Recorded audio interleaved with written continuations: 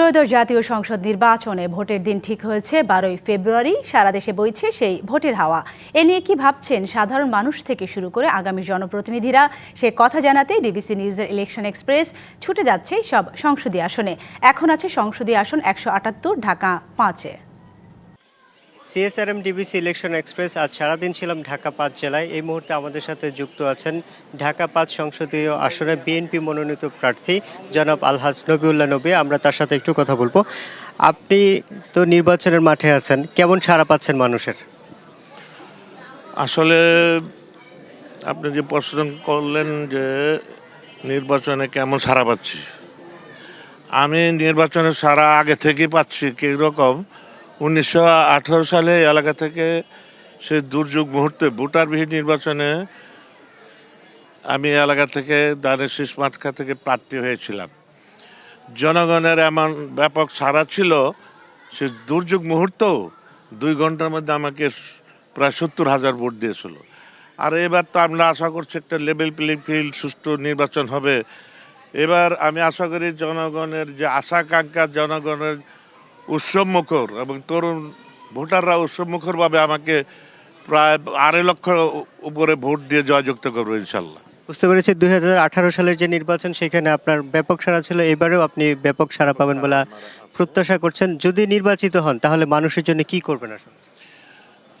যদি নির্বাচিত হই, এলাকার মানুষের অনেক আশা আকাঙ্ক্ষা অপূরণ। স্বাধীনতার পরে এই এলাকার যতগুলি সংসদ সদস্য হয়েছেন, কিন্তু এলাকায় কোনো সরকারি কোনো প্রতিষ্ঠান নাই, খেলাধুলার মাঠ নাই, সরকারি ইউনিভার্সিটি নাই, সরকারি শিক্ষা প্রতিষ্ঠান নাই, কোনো মেডিকেল হসপিটাল নাই, কোনো শিশু পার্ক নাই, কোনো কমিউনিটি সেন্টার নেই। মানে বিনোদনের জন্য জনগণের নাগরিক সুবিধা বলতে কিছুই নেই আমাদের ঢাকার 5 আসনে। অথচ আমাদের এই ঢাকা 5 আসনটি রাজধানীর একটা প্রবেশদ্বার, একটা রাজধানীর গেট।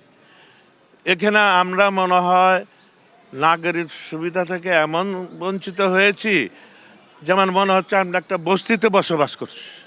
বুঝতে পারছি, আপনি নাগরিক সেবা মানুষের কাছে পৌঁছাতে চান। এই ক্ষেত্রে আমলাতান্ত্রিক জটিলতা একটি বড় সমস্যা। আপনি কি আমলাতান্ত্রিক জটিলতা ভাঙতে পারবেন? একটু ছোট করে যদি বলেন। আমলাতান্ত্রিক জটিলতা সব সরকার আমলে কিছু কিছু থাকে। সেই জটিলতা তাকে যদি আমার কর্মক্ষমতা দিয়ে, আমার যোগ্যতা দিয়ে যদি আমি তাদেরকে আমলাতান্ত্রিক জটিলতা ভঙ্গ না করতে পারি, তাহলে এটা আমার ব্যর্থতা।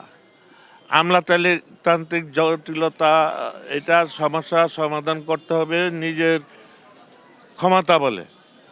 তাহলেই আমার এলাকার উন্নয়ন বা যে অনুদান, যে আর্থিক সহায়তা বা বিভিন্ন যে প্রতিষ্ঠানগুলো গেলাম বাস্তবায়ন করতে পারবো।